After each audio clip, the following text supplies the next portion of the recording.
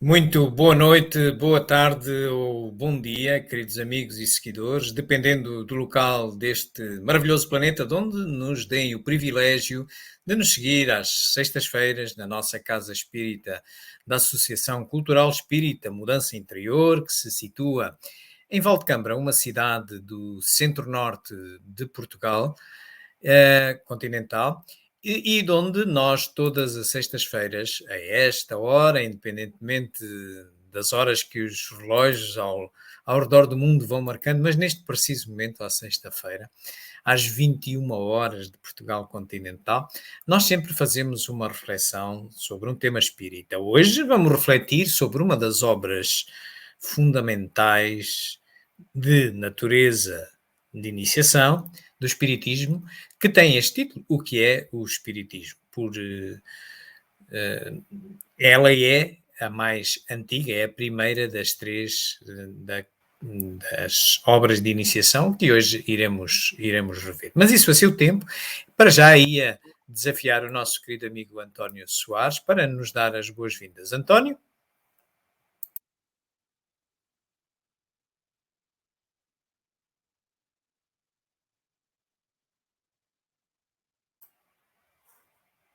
António, não te estamos a ouvir.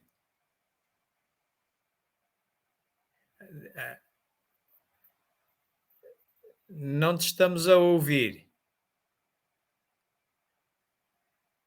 Continuamos sem. Testa o teu microfone. Bom, queridos amigos, enquanto o António vai tentando. Ora, agora sim. António. Já dá? Não. Já dá? Agora sim. Força, António. Dá? Ok. Então, peço imensa desculpa por este contratempo. Uma boa noite a ti, João, a Eric e a todos esses nossos companheiros e amigos que nos estão ouvindo. Há um bocadinho não me estavam a ouvir, agora sim. Então, é com enorme prazer que, mais uma vez, a ASEMI, através do trabalho incansável do João, nos traz mais um tema espírita para possamos aprofundar um pouquinho mais o nosso estudo e possamos assim aumentar este nosso, ou reforçar este nosso alicerce doutrinário. Então vamos ouvir aquilo que o João tem para nos dizer, mas antes vamos entregar ao Eric a planificação com a espiritualidade para que possamos, todos envolvidos, sermos então, estarmos um pouco mais preparados para ouvir a mensagem do João. Muito obrigado, Antônio, João. Então vamos à prece. Deus, nosso Pai, envie para nos auxiliar essa noite os bons espíritos, que os bons espíritos possam nos enviar seus bons fluidos salutares, que o nosso anjo da guarda, espírito protetor, que tem a missão de velar por nós nessa existência, possa nos auxiliar, nos intuindo, nos aconselhando, nos direcionando, que possamos continuar aprendendo cada vez mais dessa doutrina consoladora, desse consolador prometido pelo Cristo. Que possamos ter sempre em mente a caridade tal qual o Cristo nos ensinou, na benevolência, indulgência e perdão das ofensas. e que tenhamos em mente esse guia e modelo Jesus que guia essa humanidade. Que possamos ficar em paz essa noite. Que possamos refletir e meditar nos conhecimentos que iremos adquirir para nosso melhoramento. Que Jesus esteja conosco, hoje, agora e sempre. Assim seja, graças a Deus.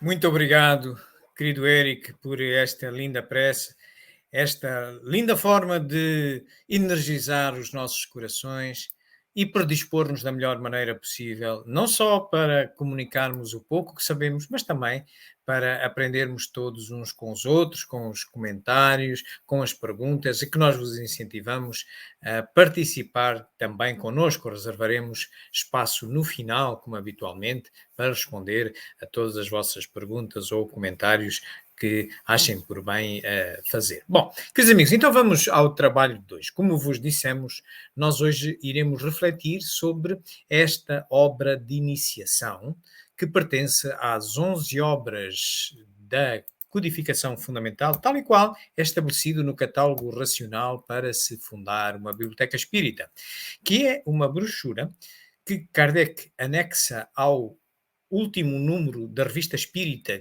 que ele prepara em vida, já que ele é colhido pela morte em 31 de março de 69, e em março ele prepara o número de abril e anexa a esse número de abril este catálogo racional para se fundar uma biblioteca espírita, que está dividido em 3 partes, e logo na primeira parte nós encontramos exatamente a codificação fundamental. Portanto, é Kardec quem diz que quem quiser estudar Espiritismo, quem quiser ensinar Espiritismo, quem quiser ter uma biblioteca de referência do Espiritismo, estas são as obras fundamentais, estas 11 que aqui estão, nas quais aqui vemos, elas estão aqui agrupadas, embora cronologicamente, mas agrupadas em 3 grupos pelas suas naturezas. E esta que vamos hoje ver é a primeira cronológica das 3 de iniciação, que estão aqui na primeira linha de cima, com esta estrela verde. Depois temos aquelas 5 aqui embaixo, as de natureza básica, que muita gente, através de uma metonímia, trocando a parte pelo todo, confunde com a codificação fundamental, até lhe chama o Pentateuco, mas não foi Kardec quem disse isso. Portanto, isso é apenas alguma miopia pedagógica de algumas pessoas. Kardec disse que são estas 11 que é necessário entender, portanto, e ele saberá melhor do que nós todos a razão, porque assim foi. E também as 3 últimas, que nós ali vemos em cima, das quais destaca ali a Revista Espírita, a Viagem Espírita de 1862 e os caracteres da Revelação Espírita. Portanto, queridos amigos, hoje vamos estudar o que é o Espiritismo, que é a mais antiga de todas, também é a mais volumosa das obras de iniciação. Esta obra já tem... Well, happy birthday to you. Happy birthday, there you go, to you. 162 anos feitos no passado agosto. E vamos então olhar para ela segundo estas 3 perspectivas que aqui vemos à direita. Vamos tentar começar por entender o porquê Kardec sente necessidade de, no decurso da elaboração da codificação fundamental, lançar esta obra, quando a lança, como se integra com as outras obras, como estudá-la, em que altura, e a partir daí, depois, então, vamos olhar para as questões da publicação e da edição, das várias revisões que a obra teve. Kardec reviu todas as suas obras, com exceção de uma, que é a Viagem Espírita de 1862, pela simples razão que é um relato de uma viagem, nada tem de conceitos filosóficos ou científicos que pudessem ser melhorados.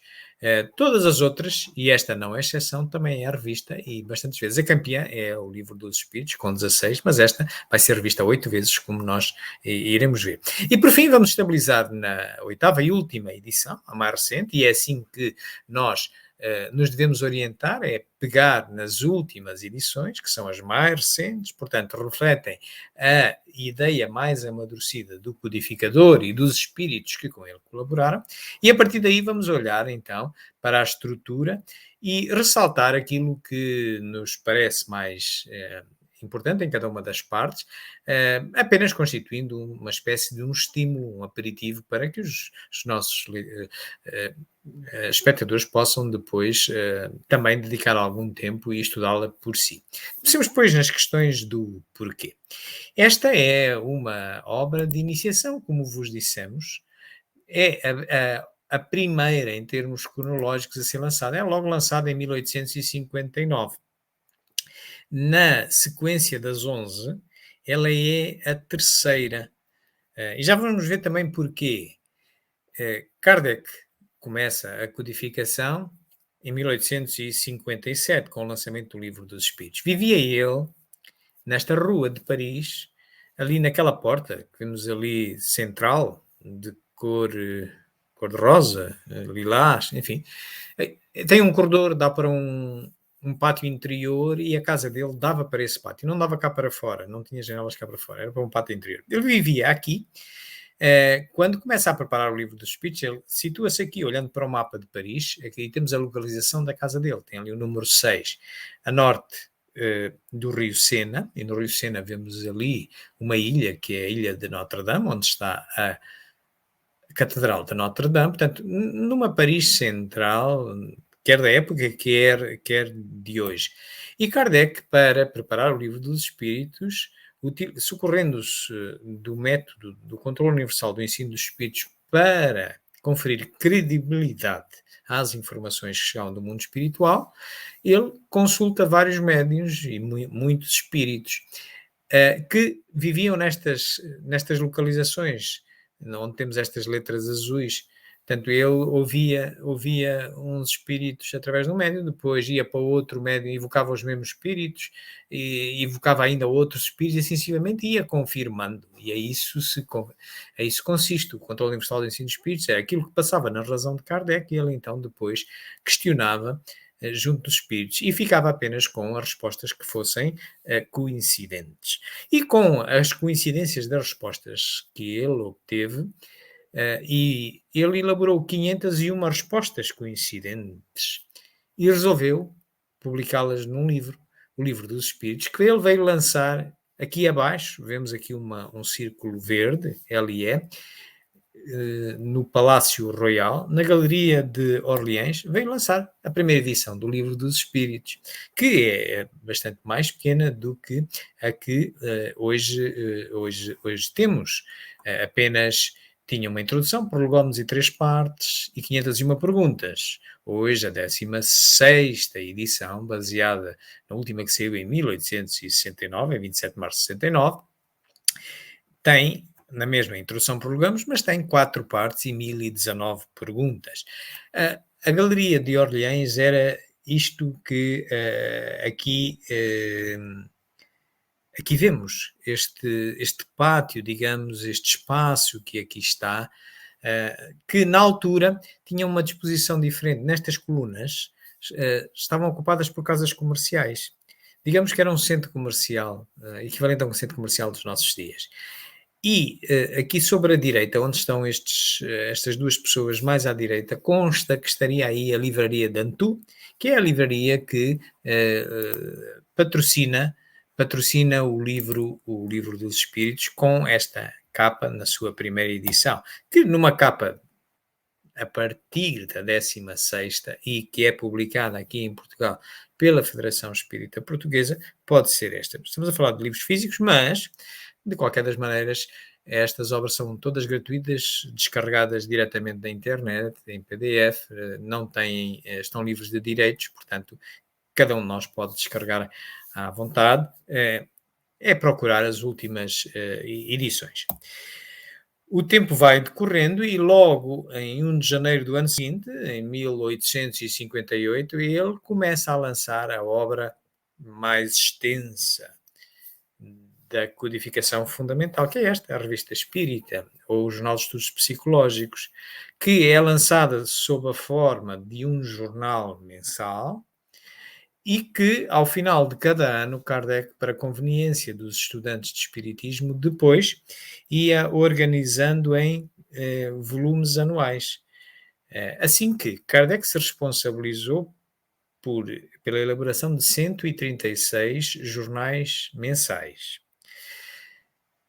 que agrupados em volumes anuais, esses 136 cabem em 11 volumes e ainda sobram 4 que foram depois adicionados, já não foi por Kardec, mas pelos seus sucessores, no final do ano de 69, foram incluídos no último volume. Os 4 primeiros volumes, até abril de 69, do volume de 69, são realmente de Kardec, os outros já não, os outros já são dos seus seguidores. Portanto, em boa verdade, nós podemos dizer que esta obra, que tem apenas um título, mas em termos de volume, podemos encontrá-la em 12 volumes, o que, se também olharmos para em termos de volumes em que consiste a codificação fundamental, na realidade serão 22. Porquê? Porque só esta conta com 12 e as outras são todas monovolúmicas, são 10.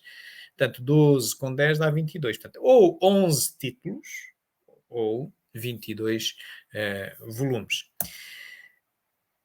O tempo vai decorrendo, ele nesse ano ainda, em abril de 58, ele funda a Sociedade Parisiense de Estudos Espíritas, que tem nela um centro espírita, onde, digamos que é o embrião dos centros espíritas mundiais, ou seria o primeiro centro espírita mundial. Portanto, é um órgão dentro da Sociedade Parisiense de Estudos Espíritas, como é as nossas associações hoje em dia, e era aqui também no Palácio Royal, mas numa galeria lateral, a Galeria Valois. Esta Sociedade Parisiense de Estudos Espíritas é fundada por Kardec, começa por ser presidida por Kardec e nunca deixa de ser presidida por ele até à sua morte. Ele bem tentou livrar-se, mas as eleições deram sempre votação por unanimidade para ele. A Sociedade Parisiense de Estudos Espíritas muda, passado um ano, muda para a outra lateral do Palácio Royal. Continuamos no mesmo complexo arquitetónico, e estando aqui, e nestas portas, dá-se uma curiosidade muito interessante, funcionava um restaurante de nome do X, e Kardec, para poupar na renda da sociedade, fez um acordo com o dono do restaurante, em que 2 vezes por semana, depois do restaurante fechar, então funcionava a Sociedade Parisiense de Estudos Espíritas. E estando a Sociedade Parisiense de Estudos Espíritas aqui, em 59, que vai ser lançado o que é o Espiritismo, a primeira obra de iniciação do Espiritismo. O que é que havia antes, imediatamente antes do que é o Espiritismo? Apenas havia 2 obras. Havia o Livro dos Espíritos, Natureza Básica, e havia a Revista Espírita de Natureza Especializada, porque debate assuntos em profundidade e uma multiplicidade de assuntos que depois nós vemos até aparecerem em obras seguintes. Portanto, e é neste ano que vai aparecer, então, o que é o Espiritismo, antes de todas as outras, o Livro dos Médiuns, e assim sucessivamente. Primeira das 3 de iniciação, que são estas que têm uma estrela verde, como aqui vemos. Portanto, o Espiritismo, na sua expressão mais simples, vem a aparecer em 62 e o Resumo da Lei dos Fenómenos Espíritas vem a aparecer em 64. Portanto, aqui as vemos as 11 cronologicamente. Se olharmos para elas organizadas pela sua natureza, aqui as vemos também dentro de si. A cronologia é a primeira, esta que é o Espiritismo, é a primeira das de iniciação, a mais antiga, e depois nós vemos aqui em baixo, por cronologia, as de natureza básica, as 5 de natureza básica, e também por cronologia em cima, na primeira fila à direita, as de natureza especializada, entre as quais a Revista Espírita, que já cá estava fora, bem assim como o Livro dos Espíritos, em 1859. Portanto, é isto que aqui temos. Antes do que é o Espiritismo, apenas tínhamos isto. E isto vem indiciar porque é que Kardec sente necessidade de lançar uma obra de iniciação nesta altura. Porquê? Reparem, o Livro dos Espíritos, em 59, era um livro com 501 perguntas, portanto 100 e tal páginas. A revista Espírita já existiam 18 exemplares mensais, portanto era um volume anual de 12 e mais 6 ou 7 já mensais. Portanto, já era um acervo razoável. Agora imaginai as pessoas, para se iniciarem no Espiritismo, necessariamente precisavam de algo mais curto, um resumo mais pequeno. E é por isso que ele vem lançar o que é o Espiritismo em 59. Mas lança depois outras obras, como nós já vimos. Portanto, e nós podemos questionar-nos, se ele lançou várias obras de iniciação, como é que então nós devemos estudá-las? Por que ordem devemos estudá-las? Bom, diz-nos a lógica que nós, em qualquer obra, de qualquer autor, a última edição, a mais recente, reflete sempre a ideia mais amadurecida sobre ela, certo? Portanto, então nós devemos, se temos 3, em datas diferentes, devemos começar pela última a ter sido publicada. E depois ir para trás, para a mais antiga, começar da mais recente para a mais antiga. E também, naturalmente, pela lei do menor esforço, somos da mais simples para a mais completa, não é? Portanto, se nós podemos começar a estudar uma obra que tenha apenas 20 páginas, não vamos iniciar-nos numa de 200, vamos começar numa de 20 e se depois nos agradar, então avançaremos para a 200. Ora, colocando estes 2 critérios sobre estas 3 obras de iniciação, aqui está. Devemos começar pelo resumo da Lei dos Fenómenos Espíritas, que é uma obra, em páginas são 20 páginas, em capítulos são 42 capítulos. Passar depois para o Espiritismo na sua expressão mais simples, em termos de páginas, são 30 páginas. Em termos de capítulos, são 60 capítulos. E então, depois destas, entrar nesta que estamos hoje a estudar, o que é o Espiritismo, que, atenção, são 200 páginas baseadas na 8ª e última edição. Portanto, digamos que as obras de iniciação, entre as quais se insere esta, é como se fosse o abecedário deste idioma, do Espiritismo, desta ciência. E, portanto, quando se quer aprender um idioma, temos todos que começar pelo abecedário, não é?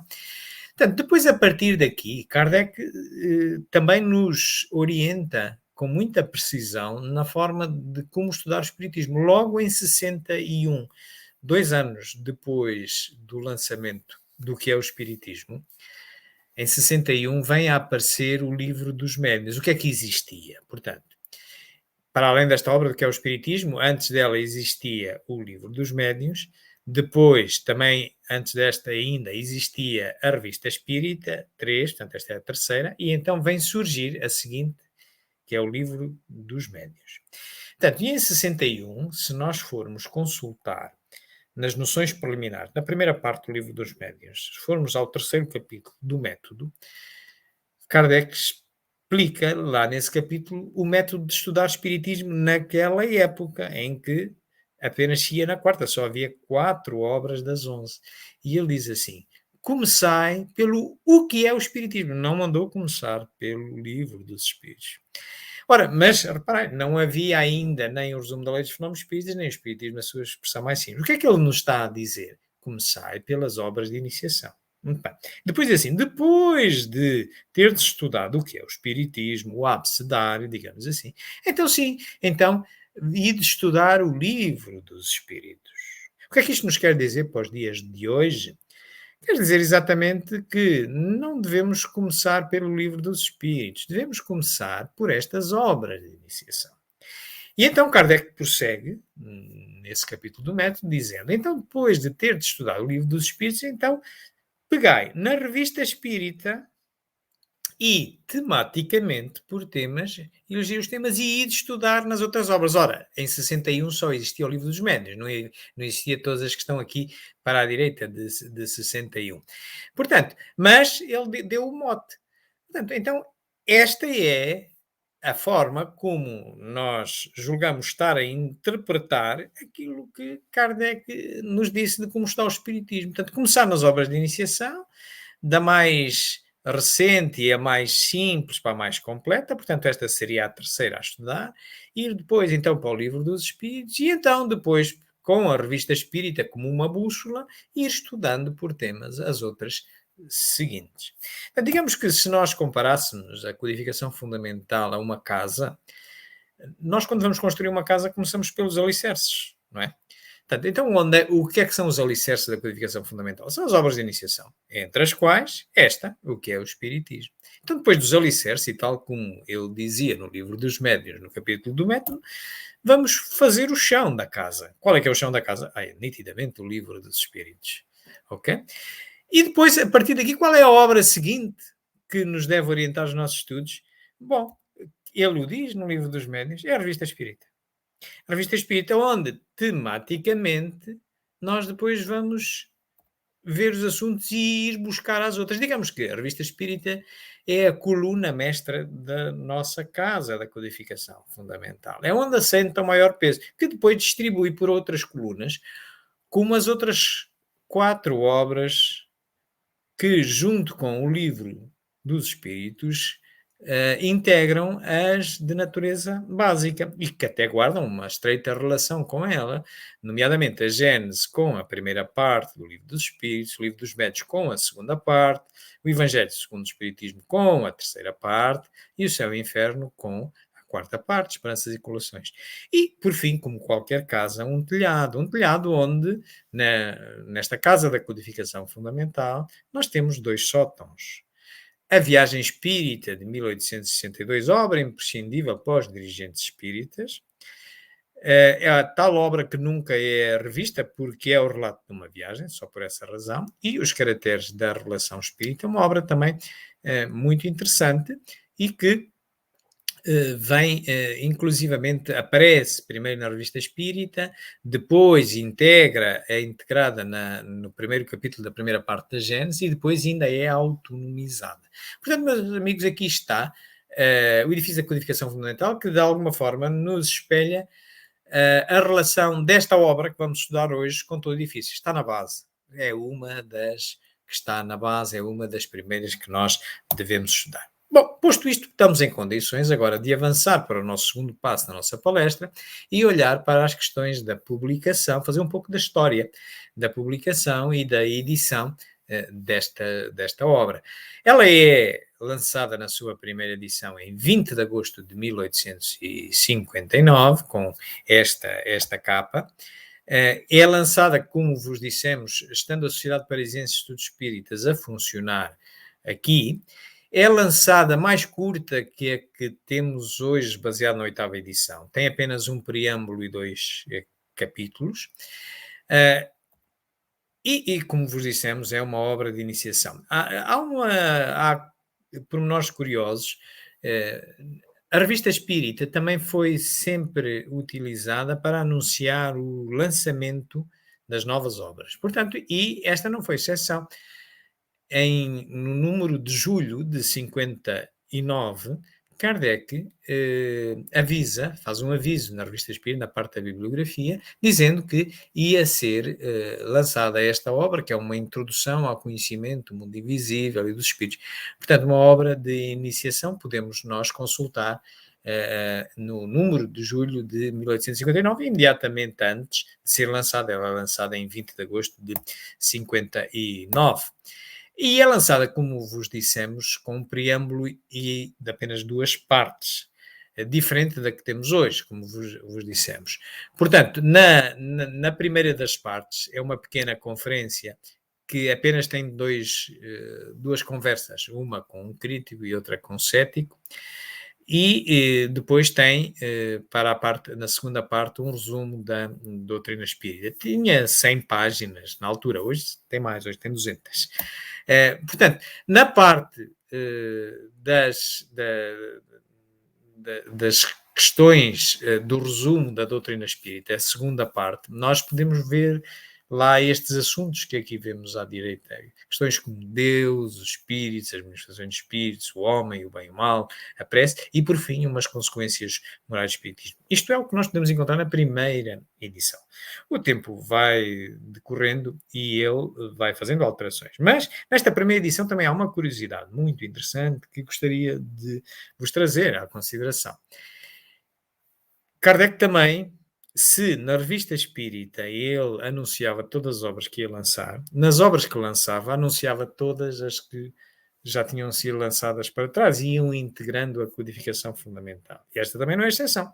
Se consultarmos a primeira edição desta obra, a tal que é lançada em 20 de agosto de 59, é curioso que lá para o final ele fala do Livro dos Espíritos. O Livro dos Espíritos, que nesta altura ainda só ia na primeira edição, ainda não tinha conhecido formalmente a segunda edição, que foi a alteração maior que sofreu o Livro dos Espíritos. Portanto, formalmente existia uma primeira edição com 3 partes e 501 perguntas, mas reparai esta curiosidade. Afinal, neste ano, e imediatamente antes de agosto de 59, chegou a haver um Livro dos Espíritos com 5 partes. Imaginai, está aqui, a evidência está aqui. Vejam aqui, quinta parte esta, que historicamente nós percebemos, ela é cópia, digamos, das manifestações, a brochura das instruções práticas das manifestações espíritas, que começa por aparecer como um artigo da revista Espírito 58, depois ele torna independente numa brochura para orientar reuniões mediúnicas e depois, quando aparece o Livro dos Médiuns, é substituída pelo Livro dos Médiuns. Portanto, e ele nesta altura, ele está indeciso ainda, em 59, ele está indeciso o que é que vai fazer à parte experimental do espiritismo? Isto é, vai ficar esta obra, das Instruções Práticas das Manifestações Espíritas, vai integrar como um capítulo do Livro dos Espíritos, e aqui está uma evidência que o fez, durante algum tempo fê-lo, aqui está, era a quinta parte deste Livro dos Espíritos, sem ter uma edição formal, ou vai torná-lo uma obra independente. Bom, ele decidiu-se por uma obra independente, que é o Livro dos Médiuns. Por isso, depois de ter sido publicado em 61, 2 anos depois, o Livro dos Médiuns, ele deixa de publicar as instruções para as manifestações espíritas. Mas em março de 1860, ele faz sair a segunda edição do Livro dos Espíritos, que é a primeira que tem 1018 perguntas, e aí já só tem 4 partes, já não tem as 5 partes. É uma curiosidade interessante apenas de curiosidade histórica. Portanto, e o tempo vai andando, ele vai revendo várias vezes esta obra, até que chega a 68 e em vida faz a última revisão, que é a 8ª edição, que sai em 10 de outubro de 68, que, vejam, tinha 101 páginas, agora já tem 191, dobrou em alguns livros que temos aqui, publicados aqui pela Federação Espírita Portuguesa, tem 200 e poucas páginas, depende também do formato, mas já viram, é uma coisa muito volumosa, comparada, por exemplo, com o Espiritismo na sua expressão mais simples tem 30 páginas, ou o resumo da Lei dos Fenómenos Espíritas, que tem apenas 20 páginas. Portanto, é uma obra de iniciação já encorpada, digamos assim. Que alterações nós vimos mais significativas? Bem, no preâmbulo encontramos as 2 únicas definições que ele deixa de Espiritismo. Aquele primeiro capítulo que apenas tinha 2 conferências, o cético e o crítico, ele adiciona-lhe mais uma, com uma conversa com um sacerdote católico. O segundo capítulo, ele condensa aqui em todo o segundo capítulo as noções elementares, são 104 parágrafos resumidos das noções elementares do Espiritismo, e cria um terceiro capítulo, onde põe o que ele chama as soluções de alguns problemas pela doutrina espírita, questões sobre a reencarnação, sobre a comunicabilidade dos espíritos, enfim, portanto, assuntos a que se dedica a que o espiritismo oferece resposta. Portanto, nasce um terceiro capítulo, com as ditas consequências. Repararam que quando tínhamos na primeira edição, terminava depois o segundo capítulo, tinha no fim depois as consequências da ética-morais do espiritismo. Ele enfiou-as todas aqui neste terceiro capítulo. Ficou isto mais bem organizado, digamos assim, mas à custa de ser uma obra de iniciação já volumosa, 200 páginas, portanto já é algo impressionante. Cá está, portanto, o que é o espiritismo é lançado já. Kardec tinha mudado pela terceira e última vez a Sociedade Parisiense dos Espíritas para esta localização, que é a Passagem de Santana, onde ele também veio a falecer. Portanto, mas em outubro de 68, portanto, ele lança a última edição, que é esta, que nós devemos procurar para estudar, e finalmente com um preâmbulo e 3 capítulos, que numa capa física, de exemplar físico, aqui em Portugal, é esta uma que podemos encontrar numa edição da Federação Espírita Portuguesa. Portanto, peguemos agora então na 8ª e última edição. As pessoas que só têm conhecimento superficial do espiritismo são, naturalmente, inclinadas a formular certas questões, cuja solução podiam, sem dúvida, encontrar em um estudo mais. As pessoas que só têm conhecimento superficial do espiritismo são, naturalmente, inclinadas a formular certas questões, cuja solução podiam, sem dúvida, encontrar em um estudo mais aprofundado dele, porém, o tempo e, muitas vezes, a vontade lhes faltam para se entregarem a observações seguidas. Por isso, achamos útil apresentar resumidamente as respostas a algumas das principais perguntas que nos são diariamente dirigidas. Isto será, para o leitor, uma primeira iniciação.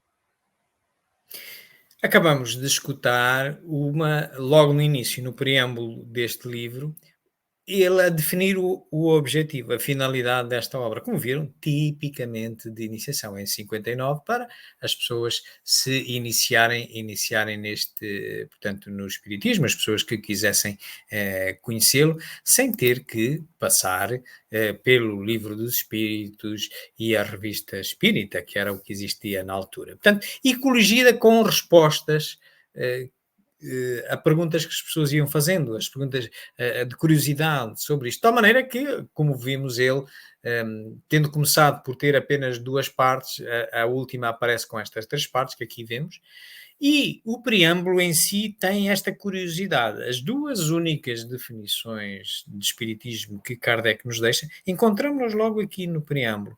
Uma primeira, a mais completa, digamos assim, a que engloba a vertente filosófica e científica, é esta, em que ele diz que o espiritismo é ao mesmo tempo uma ciência de observação, porque depende deste método indireto, já que nós não podemos trazer os espíritos do mundo espiritual para metermos aqui num laboratório e experimentar, não, tem que ser por observação, através da luneta mediúnica, digamos assim, um pouco como na astronomia, que é através da luneta óptica que se olha para os mundos físicos, o espiritismo olha para o mundo espiritual através do médium, da luneta mediúnica. Portanto, é uma ciência da observação e depende disso. Por isso é que, nessa ciência da observação, é necessário, tal como na astronomia, é necessário a credibilização das observações que o experimentador faz. Portanto, na astronomia, as observações que o primeiro astrónomo faz sobre aquele corpo, as impressões que ele tira, e têm que ser validadas por outros, também apontando para lá as suas lunetas. No espiritismo, a mesma coisa. A primeira informação que chega do mundo espiritual, de um determinado espírito, tem que ser validada através de outros médios e através de outros espíritos também. Chamou isso ele, o controle universal do ensino dos espíritos, que é a técnica laboratorial do espiritismo. Portanto, ele diz, é uma ciência da observação e uma doutrina filosófica. E o que é que ele quer dizer com isto? Ele quer dizer que, como ciência prática de experimentar e comprovar, ler as leis gerais universais dos fenómenos que pode ser identificado, que o espiritismo pode identificar, como sejam as relações que se estabelecem entre nós espíritos. E, em boa verdade, por exemplo, o Livro dos Médiuns é um livro de natureza científica que elenca as leis gerais e universais que regem as várias capacidades mediúnicas que Kardec identificou na altura, hoje há mais, mas, portanto, aqui está. Portanto, como ciência prática, ele consiste no estudo dessas relações e desta investigação toda, o que é que pretende tirar? São as ditas consequências morais, consequências de bem proceder que dimanam dessas relações, das relações entre nós, os espíritos, como é que os espíritos estão naquele mundo, sabendo o que é, se sucede a encarnação de cada um de nós, como é que funciona a lei da causa e efeito, etc., no sentido de nos precavermos, olhando e vendo o que é que acontece àqueles que nos precederam na morte, nós podemos hoje influenciar o nosso futuro e ter um melhor pós-morte. Portanto, de toda a investigação espírita, quer filosófica, quer científica, o que o espiritismo pretende é sacar orientações de bem proceder para o homem para que possa mais facilmente progredir moralmente. A segunda definição que lá encontramos é esta que aqui vemos, já muito vocacionada nas questões científicas do espiritismo, em que ele diz que é uma ciência que trata da natureza, da origem e do destino dos espíritos, bem como das suas relações com o mundo corporal. Portanto, isto nós vemos no preâmbulo. Passando agora a cada uma das partes, na primeira parte, realmente há lá, agora, na 8ª edição, há estas 3 conferências, a do crítico, a conversa com o crítico, a conversa com o cético e a conversa com o sacerdote, porque a Igreja cristã católica, em particular, sempre sentiu um certo ciúme, uma certa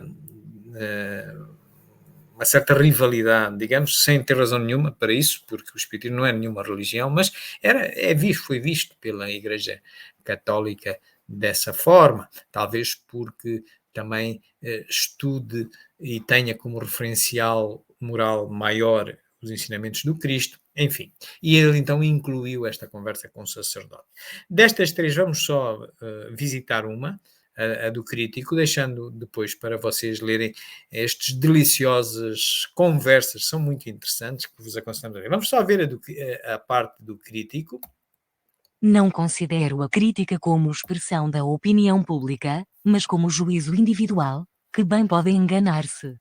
Se o espiritismo é uma falsidade, ele cairá por si mesmo.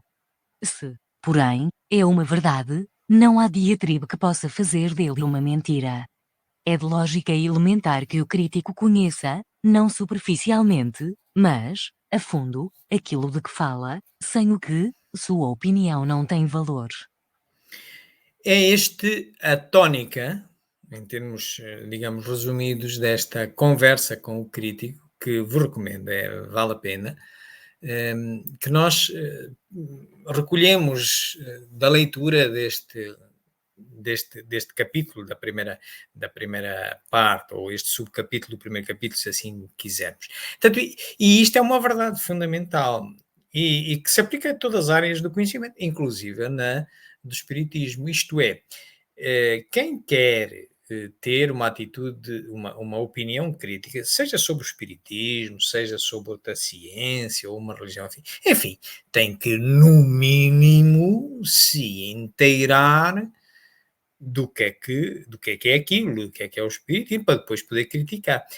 E mesmo dentro do espiritismo, e porque estamos no domínio de uma filosofia, não é uma obra perfeita, nós também temos que, se quisermos discutir alguns pormenores, e como não é obra perfeita, nós encontramos até ao longo da produção, da codificação, Kardec contradiz, atenção, entre edições das obras fundamentais, contradiz, comenta a primeira e a segunda do Livro dos Espíritos, ou como entre o Livro dos Espíritos e o Livro dos Médiuns, a Revista Espírita e Gênesis a respeito da subjugação e da possessão, ou nós vamos ver aqui uma Espírito e Alma, que se estudarmos só o Livro dos Espíritos, passamos o tempo todo a fazer confusão, a chamar a alma e espírito a mesma coisa, e não é. Portanto, se nós não estudarmos a codificação fundamental toda, ficamos só com parte, ficamos só vendados. E então podemos às vezes estar a criticar ou a pretender saber menos do que aquilo que realmente sabemos.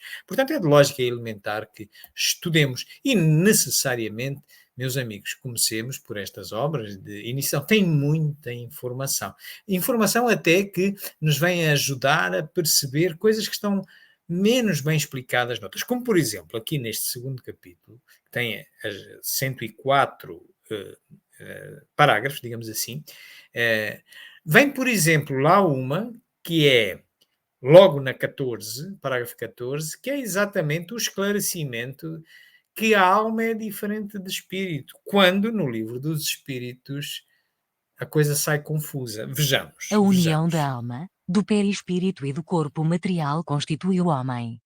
A alma e o perispírito separados do corpo constituem o ser chamado espírito. A alma é assim um ser simples, o espírito um ser duplo, e o homem um ser triplo. A ver, queridos amigos, em 59, Kardec vem esclarecer claramente que a alma e espírito são coisas diferentes.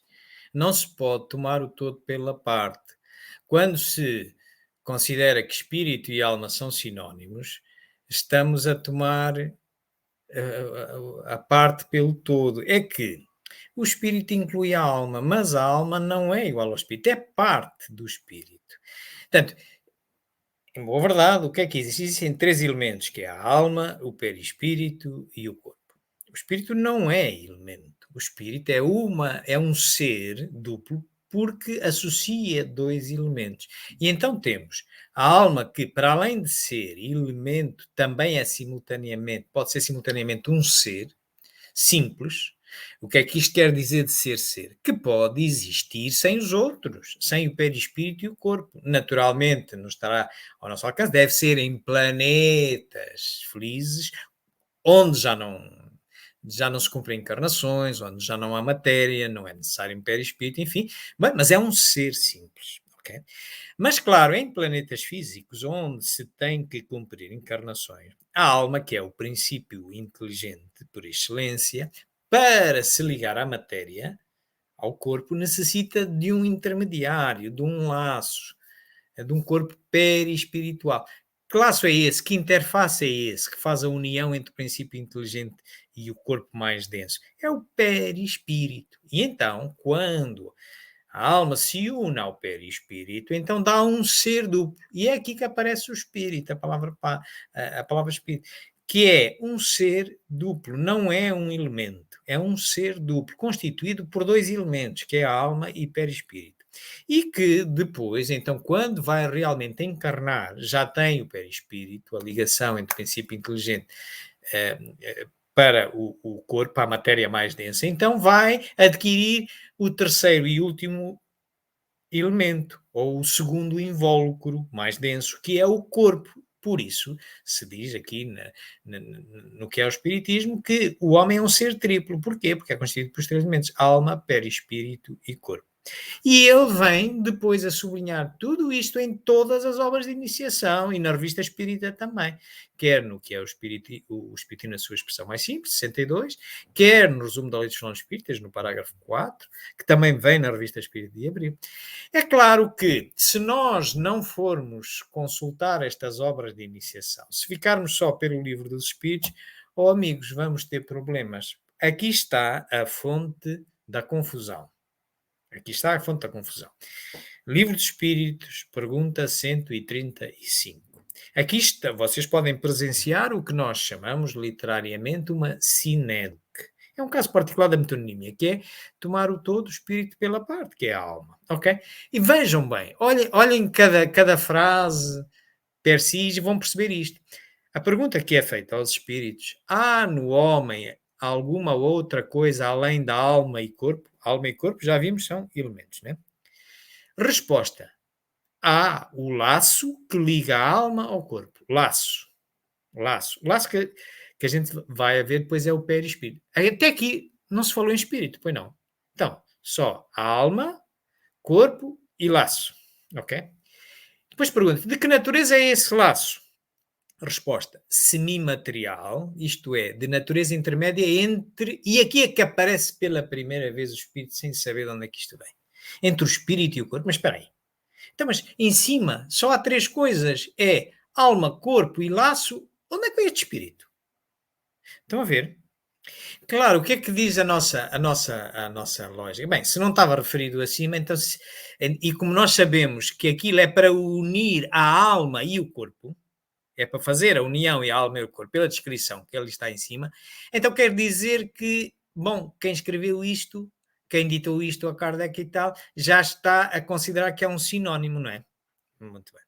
Diz assim: é preciso que seja assim para que os dois se possam comunicar um com o outro, ok? Por meio desse laço é que o espírito... ok. Mas mais propriamente ser a alma, não é? Atua sobre a matéria reciprocamente. E agora ele vai explicar ainda melhor. Assim, o homem é, portanto, formado por três partes essenciais. Então, primeiro, o corpo. Está ali amarelinho. Segundo, a alma. Está ali a amarelinha. Terceiro, o perispírito. Certo. Onde é que está o espírito? Aqui? Não está. Mas está aí nas explicações. E aqui é que é o problema. Reparem. Explicação do corpo. Ou ser material análogo ao dos animais e animado pelo mesmo princípio vital. Não tem discussão. É muito evidente. Não tem confusão nenhuma aqui. Agora olhai para o segundo, onde diz a alma. A alma, vírgula. Espírito encarnado. Ai, meu Deus. Como? Como pode ser? Lá está outra vez o espírito. Como é que se entende aqui este espírito? Sinónimo, não é? Sinónimo. Pronto. E já estão a ver como é que nasce a confusão. O espírito encarnado tem no corpo a sua habitação. Terceiro, o princípio intermediário ou perispírito, substância semiterial, serve de primeiro envoltório ao espírito. Não será a alma? Então, se o espírito é constituído também por esse envoltório, é um dos elementos, então ainda há outro envoltório, é por cima do espírito? Não. Estaria mais correto, é primeiro envoltório à alma e liga a alma ao corpo. Certo? Tal num fruto do germe, perisperme e ectásio. Ora bem, os meus amigos vão à 16ª edição do Livro dos Espíritos, a qualquer edição do Livro dos Espíritos, e Kardec nunca alterou isto. No entanto, no que é o Espiritismo, logo em 59, depois no Espiritismo, na sua expressão mais simples, em 62, depois em 64, ele vem clarificar esta confusão. Estão a ver a natureza filosófica e não de verdade absoluta, como se espera, por exemplo, dos ditos livros sagrados das religiões, que também não são verdade absoluta nenhuma, porque se só existe um Deus, como é que nós, comparando os vários livros sagrados, que supostamente contêm as verdades de Deus transcritas por livro, como é que são diferentes? Comparem lá o Corão com a Bíblia, e a Bíblia com o Torá, que é só o Antigo Testamento, ou vão para o Bhagavad Gita, e veem que são as interpretações do homem. Aqui está também, portanto, Kardec enganou-se nisto, e depois enganou. Não, é que estamos em 57, amigos. É pela primeira vez que são tratados estes assuntos, e a nossa linguagem é curta. Não se tinha bem estas noções, e em boa verdade, trocar alma por espírito não causa muito problema nestes mundos físicos, desde que a gente saiba o que é que vai dizer. E é feita esta pergunta no Livro dos Espíritos, esta questão, e os espíritos respondem: bem, vocês têm uma linguagem curta, não têm, portanto, mas podereis utilizar indistintamente, desde que saibais o que é que vocês estão a dizer. Mas filosoficamente são entes diferentes. Estão a ver, queridos amigos, porque é que nós necessitamos de consultar todas as obras para que possamos ter uma atitude crítica profunda, séria, como víamos na Conferência do Crítico na primeira parte? Uma outra coisa que lá vemos, e só ressaltando, por exemplo, no item 74, fala-se na qualidade dos médiuns.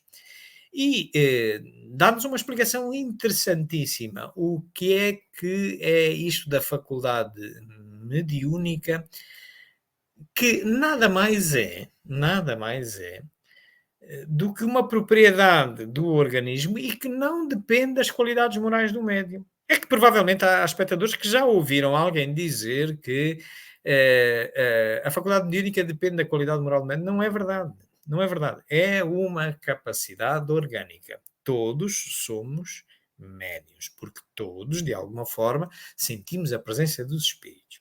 Outra coisa é que nós saibamos ter o nosso vaso por onde vai passar informação, não é? Em melhores condições.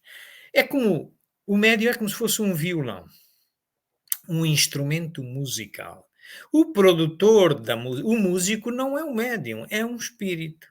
Claro que um bom músico tanto toca um mau violão como um bom violão. É aquele que está melhor disponível. Mas, naturalmente, se ele tiver como escolher entre um melhor violão com quem se afinize melhor, e esse afinizar-se melhor, se for um espírito superior, normalmente afiniza-se melhor com um médium que cultiva a sua moralidade, certo? Onde é que há aqui novidade? Não há aqui novidade nenhuma. Portanto, não idolatremos nenhum médium, nem sequer pelas suas qualidades morais, porque tão só podem ser preferidos, estando havendo vários disponíveis, podem ser preferidos pelo músico, pelo espírito, em função daquela. Mas a mediunidade é algo que é preciso afinizar-se. Os perispíritos do espírito e do médium têm que se afinizar. Isto é, não é possível que um médium possa receber qualquer espírito, nem é possível que um espírito se possa expressar através de qualquer médium, mesmo o que moralmente é mais avançado. Portanto, estão a ver, são estas explicações bem resumidas que nós vimos encontrar em qualquer das obras da codificação fundamental de iniciação, bem assim como esta que hoje aqui estamos a trazer. Portanto, esta faculdade mediúnica, ela se nos mostra desenvolvida tanto nos mais dignos como nos mais indignos, porque é uma capacidade orgânica. Ok? É afinado, é o violão afinado, ou desafinado, mas é violão na mesma. Estão a ver? Portanto, não se dá, porém, e é o que diz o item 79, se dá, porém, o mesmo com a preferência que os espíritos bons dão ao médium. Só aqui é que está a diferença. Portanto, o espírito tendo à escolha, claro que ele vai preferir aquele com quem se afiniza melhor. E é natural que, se for um espírito mais elevado, vá à procura de um médium, tendo à escolha 2, por exemplo, escolha aquele que, se afinizar perispiritualmente com ele, que seja moralmente mais adequado. Mas não quer dizer que, na ausência desse, ele vai se expressar pelo outro. Estão a ver? Portanto, termos esta ideia clara. É por isso que servem as obras de iniciação, para podermos depois ter, então, uma atitude crítica e não estarmos a criticar conceitos e coisas sem, às vezes, termos noção. Por fim, no terceiro e último capítulo, vemos as ditas soluções dos problemas. E ele tem lá uma série delas, da 105 a 162. Nós vamos só olhar para 2 desses problemas que a doutrina espírita oferece explicação, oferece solução. O primeiro, a pluralidade dos mundos. Os diferentes mundos que circulam no espaço terão habitantes como a Terra. Todos os espíritos o afirmam e a razão diz que assim deve ser. A Terra não ocupa no universo nenhuma posição especial, nem por sua colocação, nem pelo seu volume, e nada justificaria o privilégio exclusivo de ser habitada. Além disso, Deus não teria criado milhares de globos, com o fim único de recriar-nos a vista, tanto mais que o maior número deles se acha fora de nosso alcance. A pluralidade dos mundos é uma das bases filosóficas que o Espiritismo estuda. E, portanto, até a razão de qualquer ser humano, mesmo que não conheça o Espiritismo, não conheça questões espiritualistas, há de se interrogar, então, mas todos estes pontinhos luminosos que a gente vê à noite, que nós só vemos uma ínfima parte deles. O universo é imenso, nós não conseguimos conhecê-lo. Só conhecemos um bocadinho, que anda aqui mais imediatamente à nossa volta, dentro da nossa galáxia, mas há milhões de galáxias. E então, mas isto, o autor disto apenas fez isto para uns indivíduos aqui num grão de areia, que é o nosso planeta, à noite nos deliciarmos. Isto não teria lógica, seria uma desinteligência, também um esforço enorme que deve ter dado fazer cada um destes planetas, nós nem imaginamos. Portanto, não podemos estar sós, não é possível. Seria diminuir a inteligência suprema. Portanto, a pluralidade dos mundos, ela existe. Uma coisa é que nós não consigamos observar com os detectores visuais e outros que temos. Mas isso não quer dizer que não exista. Nós também, se pegarmos no microscópio e olharmos para cima de uma mesa, a olho nu, só vemos a cor da mesa, mas se pusermos no microscópio, começamos a ver ali até os micróbios que lá andam, etc. Todo o mundo está à nossa espera. Portanto, não poderemos dizer, porque não vemos, com os detectores que estão à nossa disposição hoje e agora, que não exista. Ok? Basta ver nós avançarmos conseguirmos conceber outros detectores, como seja a mediunidade. Como é que se descobre o mundo espiritual? Através da mediunidade, porque não se pode observar os espíritos, ou pelo menos só alguns nós observamos, mas exatamente pela capacidade mediúnica. Estão a ver?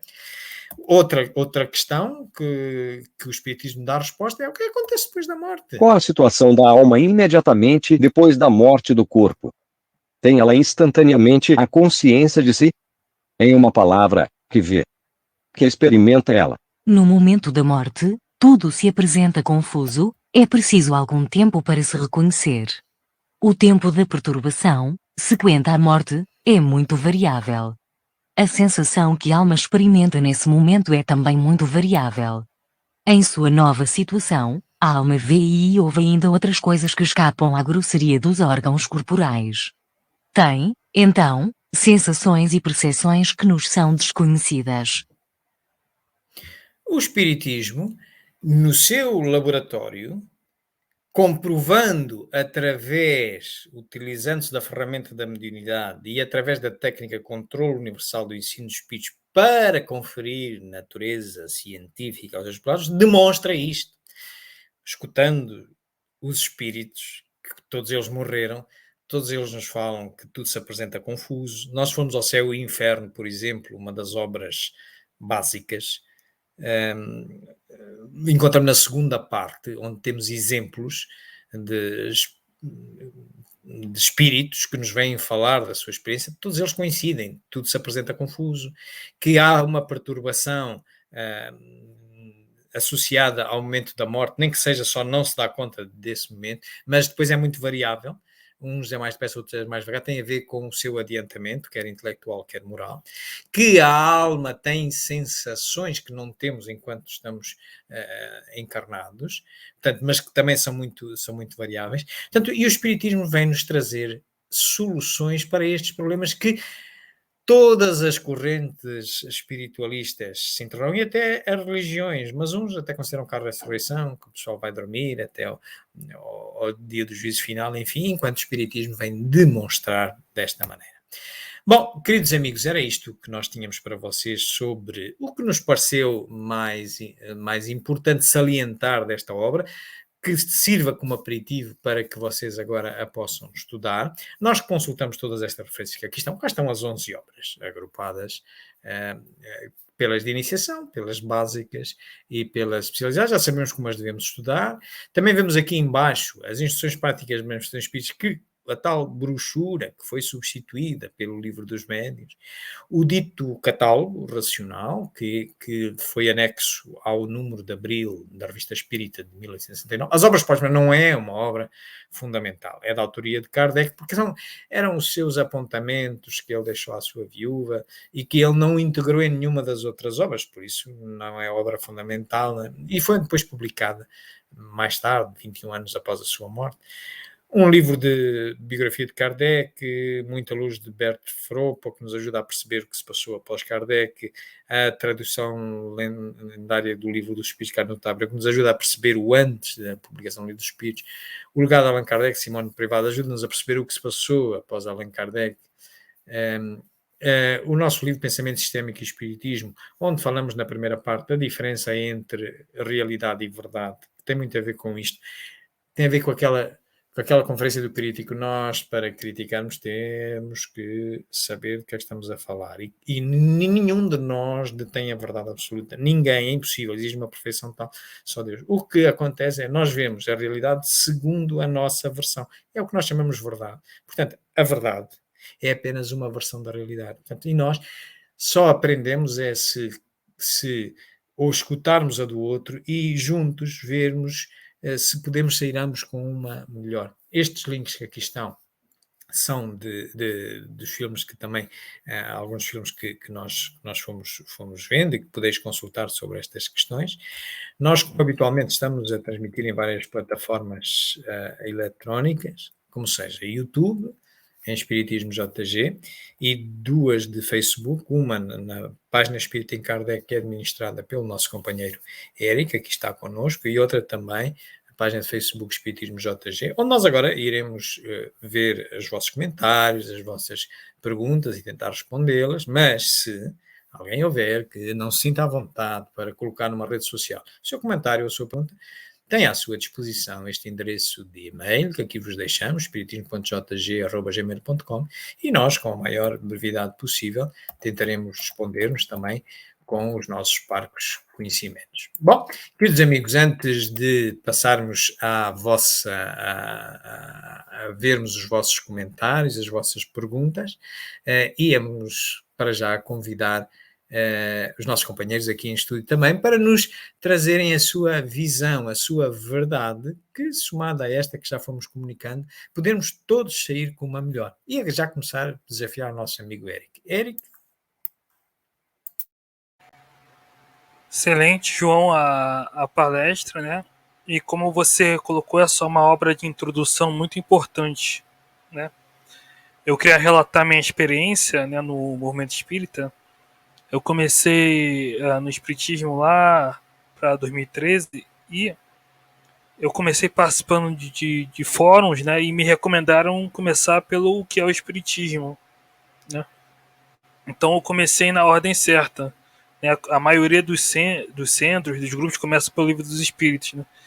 E me ajudou muito começar pelo que é o espiritismo, que depois eu fui ler o Livro dos Espíritos e entendi bem mais facilmente do que outras pessoas que eu percebia ali, né? É claro que, para mim, o ideal é, como você mesmo colocou, começa antes do que é o espiritismo mesmo, começa no espiritismo na sua mais simples expressão, né?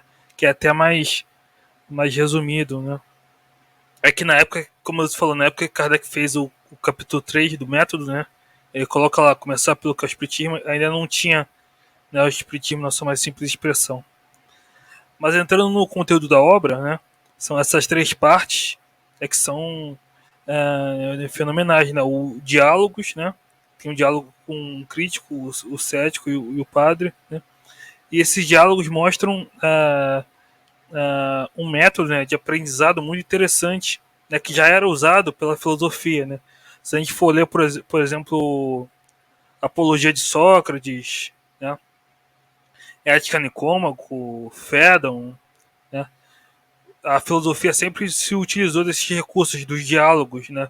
Se você ler o diálogo de Sócrates, né, da filosofia, são assim, através da maiêutica, né, perguntas e respostas, se levava ao conhecimento, né?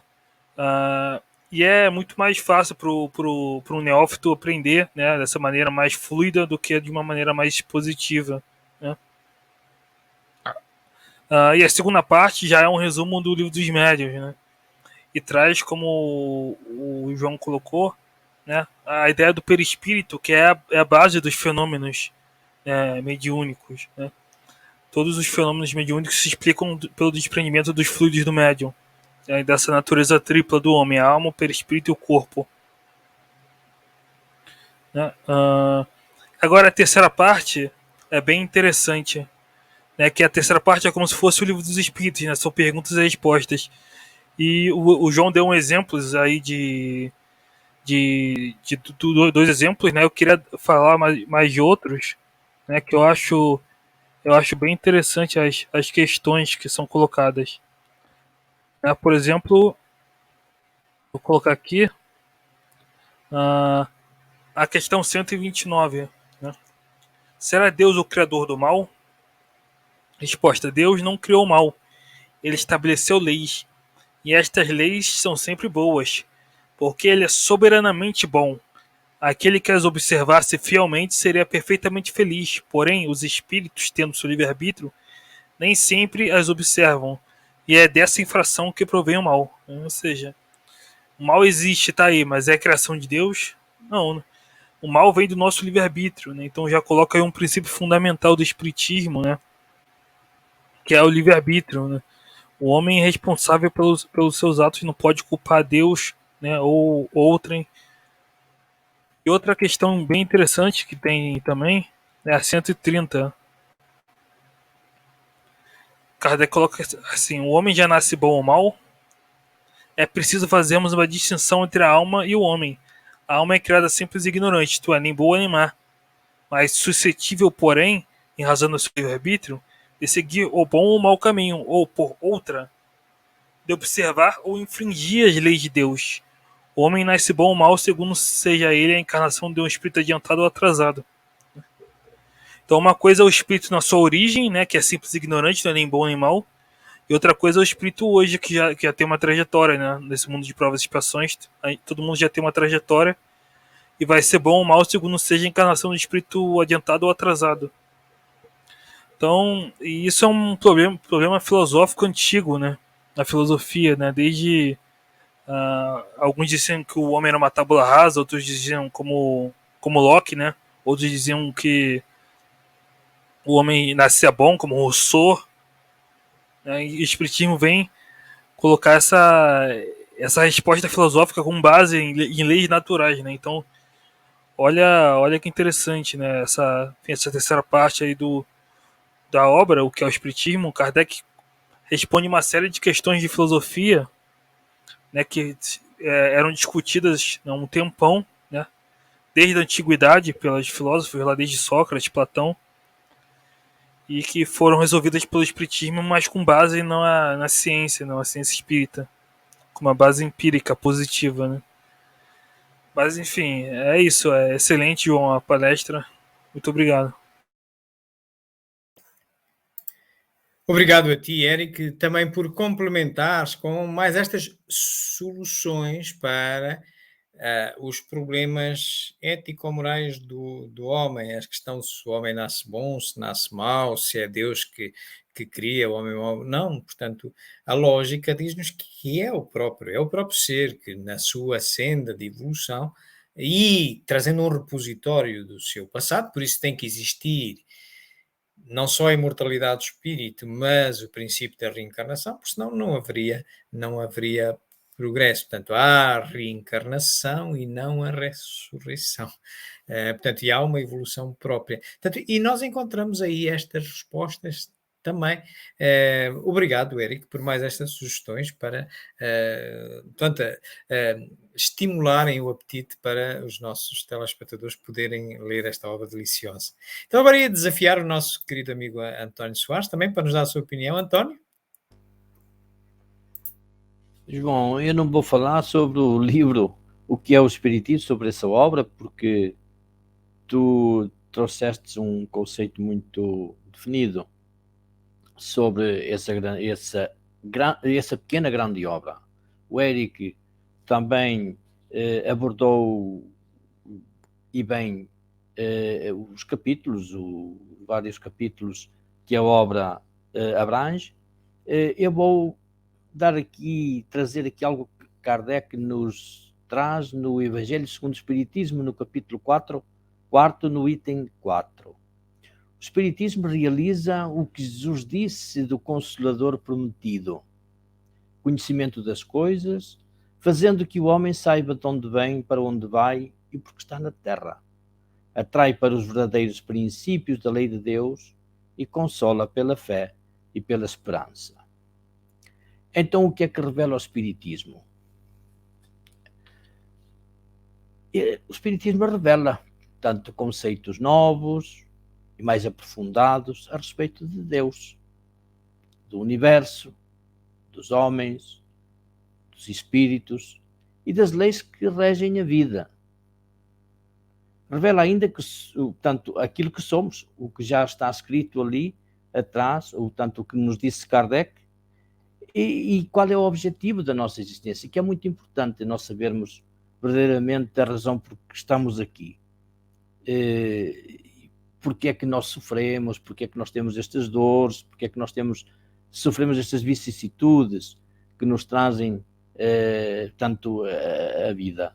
É precisamente isso. Portanto, o Espiritismo, no fundo, convida à construção coletiva do reino de Deus, um mundo onde a fraternidade impera sobre o egoísmo e a palavra amor deveria estar escrita em todas as frontes. Ora, no fundo, a finalidade da doutrina espírita é o teor, de todas estas palestras que nos tens trazido, não só aqui às sextas-feiras pela ACEMI, mas todas as palestras em que tu estás Tanto nesse trabalho de divulgação, no fundo, tanto a finalidade da doutrina espírita estudada, compreendida e posta em marcha é precisamente o progresso moral do homem. O homem tem que evoluir intelectualmente para chegar a compreender todo este sistema ético-moral. Portanto, não quer dizer que a partir da intelectualidade, a partir do crescimento e da compreensão intelectual, com certeza que o homem chega a essa compreensão do bem e do mal. É aí que ele, tanto a intelectualidade, o crescimento intelectual, traz mais compreensão para que o homem se moralize e tenha então essa compreensão verdadeira que existe entre o bem e o mal. Portanto, a partir daí, a escolha é de cada um. Para isso, existe o nosso livre-arbítrio. Porque que seria de nós sem o livre-arbítrio? Aquelas máquinas, né, que se carregavam num botãozinho e para a direita, para a esquerda e por aí fora.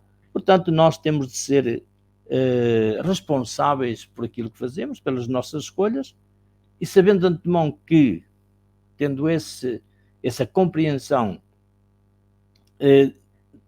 sabemos qual é a escolha necessária e qual é a escolha apropriada para este nosso progresso moral a que nós devemos e trabalhar todos os dias para isso, porque o nosso objetivo, o objetivo do espírito é a perfeição.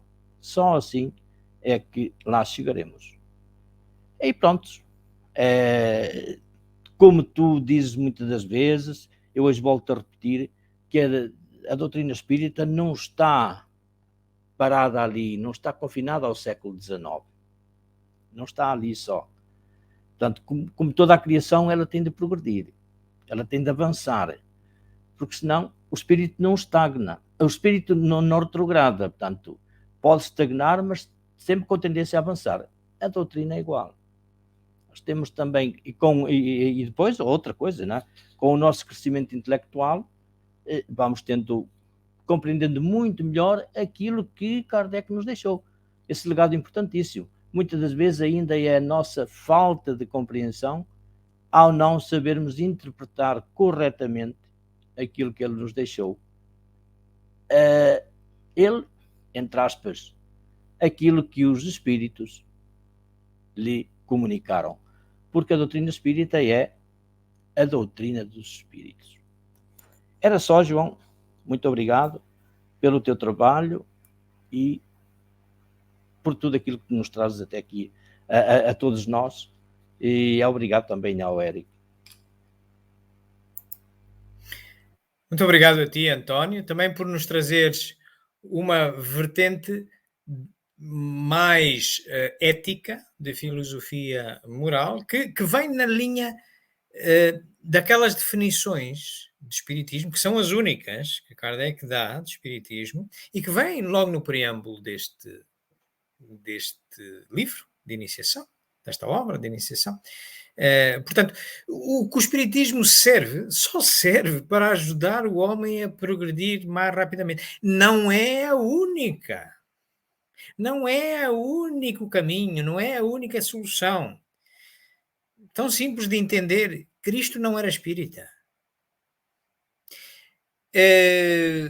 E antes de Cristo, se Cristo chegou ao nível que nos foi dado conhecer, ele teve mestres. Ainda há de haver espíritos mais avançados que Cristo, também não eram espíritas. Portanto, não é o único caminho.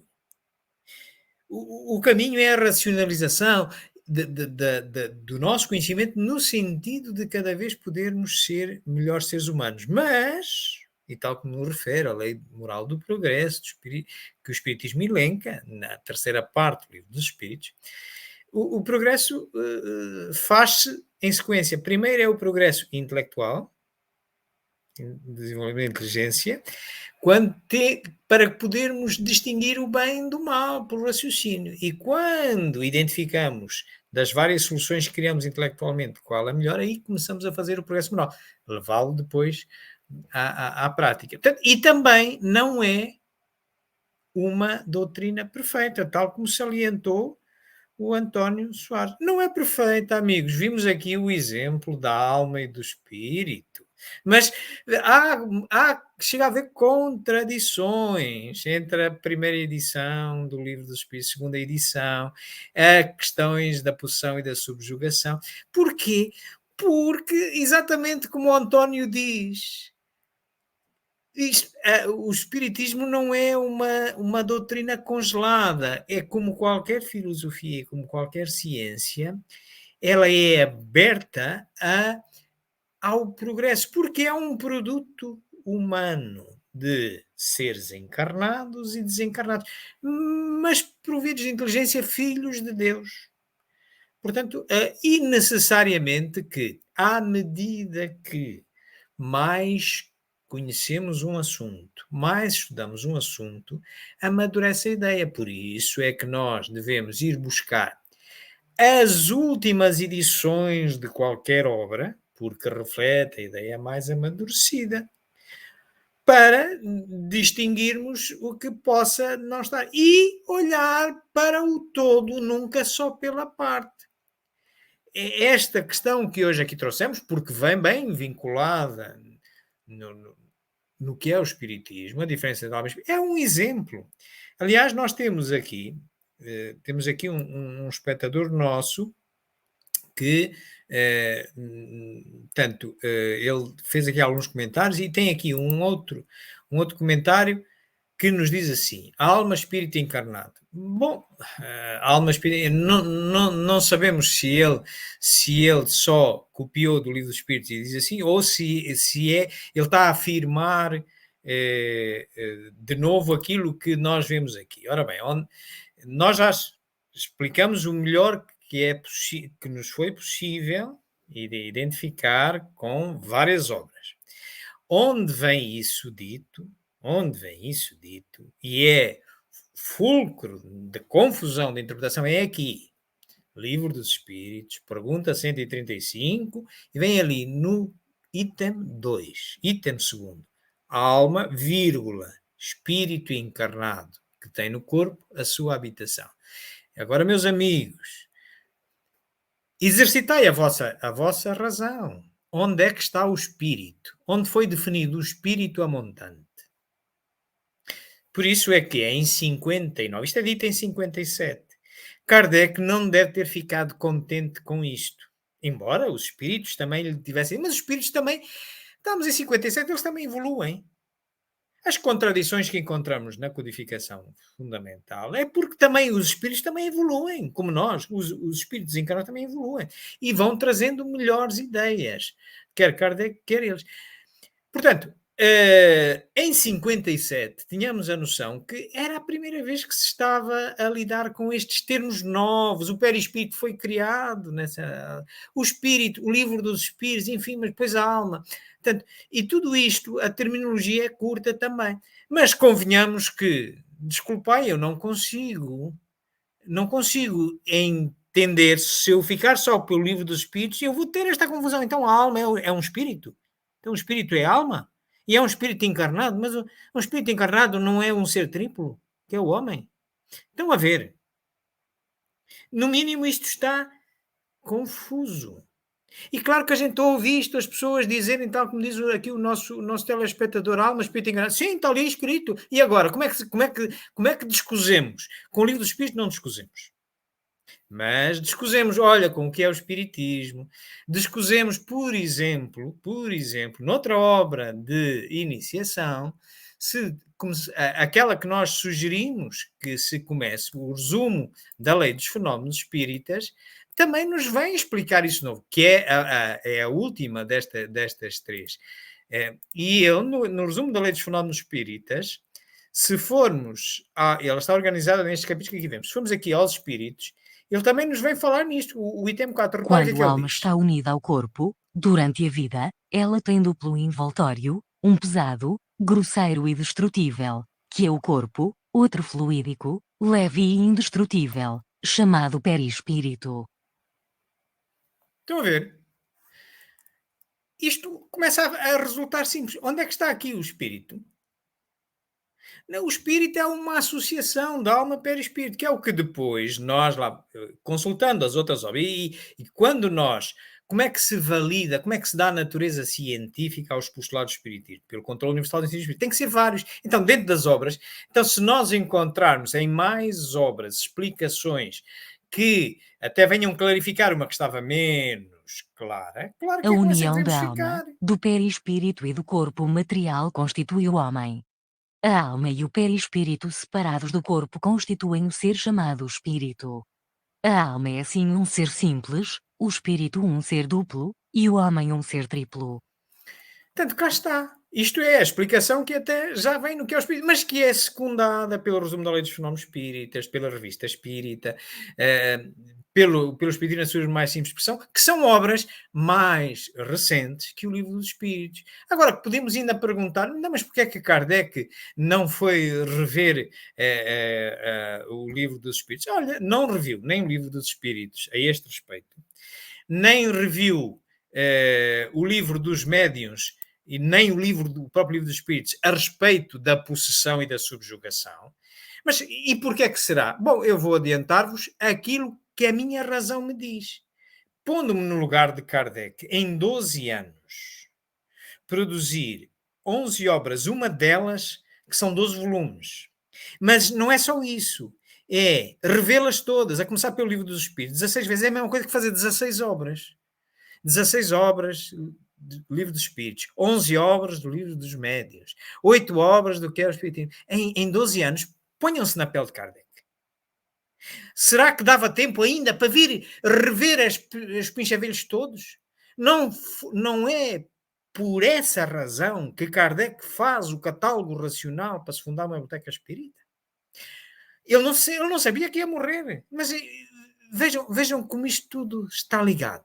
Mas ele, intuído, ele resolveu fazer o catálogo, em que veio dizer o que é a codificação fundamental. O que é que ele não estava a dizer? Olha, perante este manancial todo de obras que já foi produzida, olha, vocês querem estudar?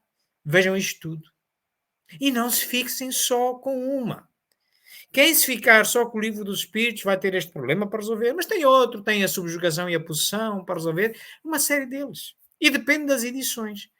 Portanto, é a nossa recomendação, não fiquem por uma obra em particular, comecem nas obras de iniciação, tendo dúvidas, consultem várias, peguem na revista espírita, tal como nós vimos aqui, que nos deve conduzir nestes assuntos. Portanto, é para isto que servem as obras de iniciação, e é para isto, se nós conseguirmos passar esta ideia de que devemos começar por estas obras, hoje já ficamos muito felizes com a palestra de hoje e estas achegas que quer o Eric, quer o António Soares ainda melhoraram exponencialmente isto que nós já fomos transmitindo. Bom, em termos de... não temos aqui nenhuma pergunta, os comentários consideramos relevantes já os trouxemos também. Não sei, queridos amigos, se quereis dizer mais alguma coisa. Eric? Não, sobre essa questão da mudança, né, de conceitos, de princípios, né, na obra de Kardec, né, recomendar o texto, né, Caracteres da Revelação Espírita, né, que trata disso, né. Inclusive a gente fez, né, na última terça, o João Parceiro, a gente fez um estudo sobre esse texto lá, né.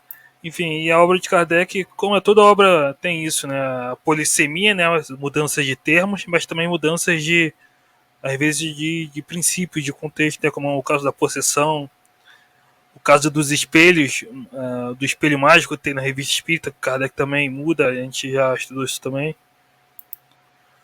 Faz parte de uma ciência, né?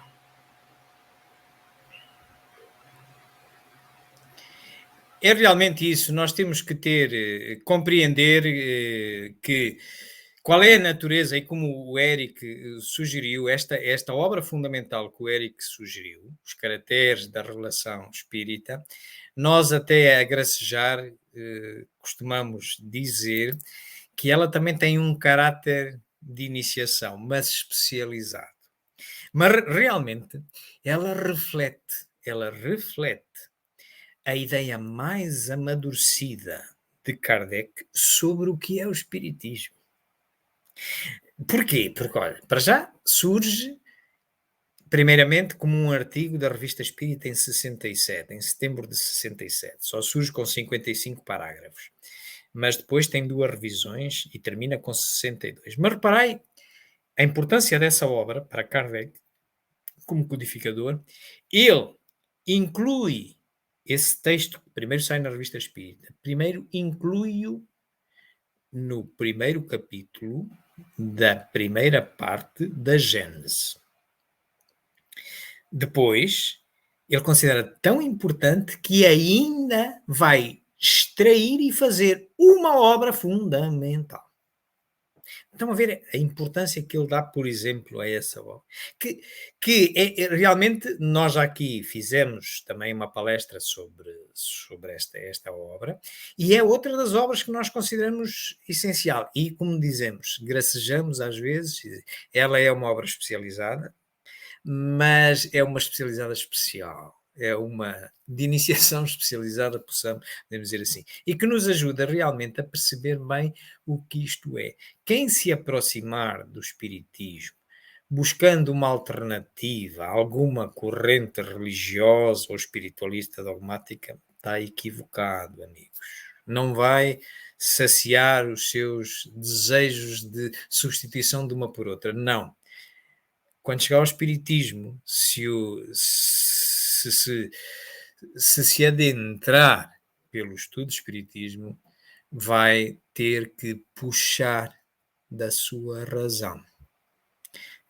Demos aqui elementos suficientes para vos mostrar que o espiritismo obriga, mesmo para percebermos a obra toda, por estas discrepâncias que vamos ver, obriga, tal como Kardec disse, e diz-nos naquela obra que o António também referiu, o Evangelho segundo o Espiritismo, se formos ao capítulo 19, a fé move montanhas, ao parágrafo 7, lá está uma frase que os espíritas muitas vezes referem. Outra coisa é levá-la à prática, que é: a fé inabalável é tão somente aquela que pode fazer frente à razão em qualquer idade da humanidade.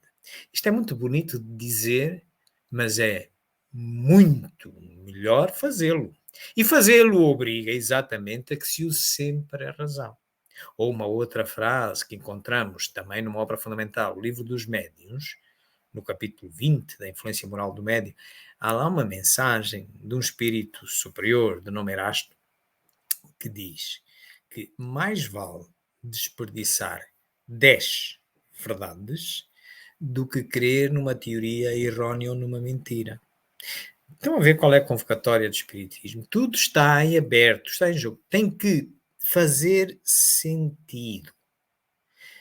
Tem que fazer sentido, temos que raciocinar. Não podemos, como dizia aqui o nosso amigo Djalma Alves, não podemos ir pelo comportamento de rebanho que nos foi trazendo, como ele dizia aqui, o espiritismo destruiu a domesticação religiosa, esta que depauperou a fé raciocinada, criando em nossa gente a mentalidade de rebanho. Portanto, o espiritismo não é isso. É uma filosofia e é uma ciência. Isto são características exatamente do espiritismo. É progressivo.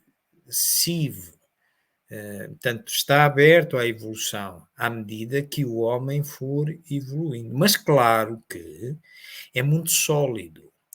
E a sua solidez provém da forma de investigação que nos foi deixada como exemplo por Kardec. Controlo universal do ensino dos espíritos, composto por 2 passos. Primeiro, passar no crivo da nossa razão, aquilo que se recebe, novas ideias, vindo do mundo espiritual, vindo do encarnado, tem que passar no crivo da nossa razão, primeira coisa. E depois, sujeitar-se à confirmação, ao controle universal do ensino dos espíritos, seja por encarnados, seja por desencarnados. Isto é, se nós, apresentando as nossas versões da realidade, aqui os 3, podemos chegar cada um com a sua. Mas depois, se estivermos seriamente envolvidos em chegar à melhor, provavelmente construiremos uma nova com 3. O que é que nós estamos a fazer? Estamos a fazer o controle universal do ensino dos espíritos. Estamos a criar, ouvir uns e ouvir outros e ver o que é comum. Estão a ver? A mesma coisa que Kardec foi fazendo. Sem nada ter de absoluto. Amanhã vem um espírito mais avançado, encarnado ou desencarnado, que, se nos apresentar uma melhor justificação, tal como é referido na Gênesis, primeiro capítulo, primeira parte, parágrafo 55, e também coincidente nesta obra que o Érico falou, Os Caracteres da Revelação Espírita, Kardec diz lá, que, na natureza do Espiritismo, que o Espiritismo como ciência, que é da observação, como já vimos e porquê, vai ao lado das outras. Se em algum momento uma melhor verdade se revelar, seja pela investigação própria do Espiritismo, seja de qualquer outra ciência que também visa descobrir a Deus, porque tudo é descobrir a obra de Deus, as leis que regem a obra de Deus, o Espiritismo a aceitará. Estão a ver? Portanto, tenhamos essa ideia. E vale a pena porque nos sentimos todos muito mais seguros quando temos uma fé raciocinada. E racionalizar a nossa fé é exatamente isto. É utilizar a lógica, comparar, ver a melhor, tentar compreender, chegar à melhor interpretação, também como dizia o António. Não temos outro caminho. Não é uma obra ditada por Deus a ninguém, como aliás não há nenhuma obra, nem religiosa, nem filosófica, espiritualista, que seja ditada por Deus. Não é possível. Deus não faria isso. E eleger alguém para ser o seu protegido. Não. É cada um de nós, criado simples e ignorante, e que vai desenvolvendo e aproximando-nos de Deus. Bom, queridos amigos, realmente não temos aqui mais nada. Eu passo a palavra a ti, António, eventualmente para irmos terminando então. Obrigado. Mais uma vez, João, obrigado, e em nome da ASEMI também, e em meu nome, por esta partilha de ideias e de conhecimentos com todos nós. Penso que poderá ter sido proveitoso agora cada um que possa refletir e meditar na mensagem que trouxeste. E, claro, tem as obras que foram aqui mencionadas, com certeza que as têm nas suas casas e podem então aprofundar um pouquinho melhor, podem consultar e podem inteirar-se verdadeiramente daquilo que está ali escrito. Essas mensagens que nos tens trazido, fazendo parte da divulgação, porque é mesmo o trabalho da divulgação é muito, muito necessário, e aproveitando estes tempos de pandemia, em que muitas das vezes, em que tanto tempo tivemos com as nossas casas espíritas fechadas ao público, e que vamos agora entrar novamente em períodos, se calhar, de confinamento, vamos ter novamente restrições, devemos estar atentos, devemos aproveitar todos estes meios que nos são permitidos hoje. Imaginemos, ao tempo de Kardec, se existiam estes meios de comunicação, o Espiritismo estava, com certeza que estava num patamar muito mais acima do que aquilo que está hoje. Mas tudo a seu tempo, nada dá saltos, não é?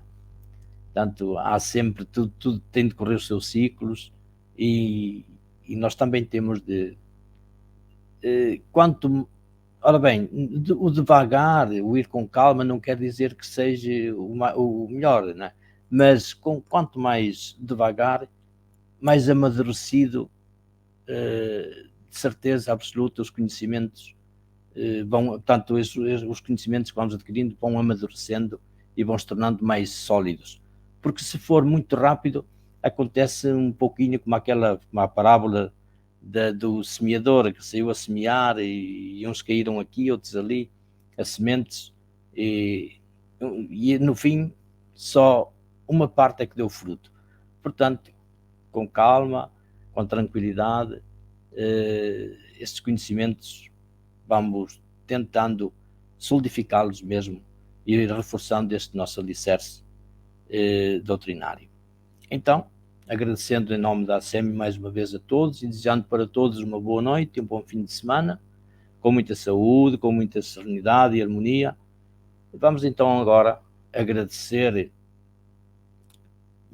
todos estes momentos que partilhamos e para encerrar os trabalhos de hoje, vamos endereçar os nossos pensamentos ao alto. Vamos então elevar esses pensamentos à inteligência máxima, à inteligência suprema, à causa primeira de todas as coisas, e vamos agradecer-lhe. Primeiro, este momento de partilha e que os conhecimentos possam trazer algo de útil a nós. Que possamos fazer deles as ferramentas tão necessárias para a nossa evolução cotidiana.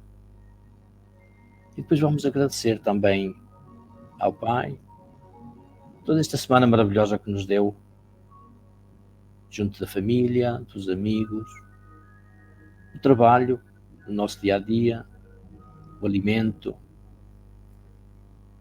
os amigos, as dores, as tristezas, as alegrias, tudo fazendo parte deste caminho de progresso, este progresso que nos leva a evoluirmos cada vez mais e para podermos chegar verdadeiramente à meta final, que é a perfeição. Obrigado, meu Deus, por seres tão nosso amigo. Está sempre pronto a abraçar estes filhos pródigos. Que saibamos agradecer verdadeiramente todas as benesses com que nos premias. E hoje, mais do que nunca, teremos de agradecer com certeza mais estes maravilhosos momentos que passamos ouvindo o ensino dos Espíritos. Queremos agradecer também a espiritualidade, a proteção que recebemos, todo o envolvimento de boas vibrações, de bem-estar com que fomos envolvidos. Agradecer ao nosso palestrante os conhecimentos que partilhou connosco. E vamos, antes de partir, antes de terminarmos, vamos tentar partilhar com todos os nossos irmãos do mundo inteiro estes conhecimentos que recebemos. Vamos irradiar para eles um pouquinho dessa luz, para que até eles também possa chegar o ensino da doutrina dos Espíritos, para que através dessa doutrina possam também eles conhecer e ouvir falar de Deus, tantos que ainda não ouviram falar. E assim, chegados ao fim, vamos endereçar os nossos agradecimentos a Jesus, esse nosso irmão maior, companheiro e amigo, que está sempre ao nosso lado. Vamos sentir esse calor desse seu abraço, com que nos está abraçando neste momento. Obrigado, Jesus, que a tua luz nos ilumine o nosso caminho, o nosso dia-a-dia. Que assim seja.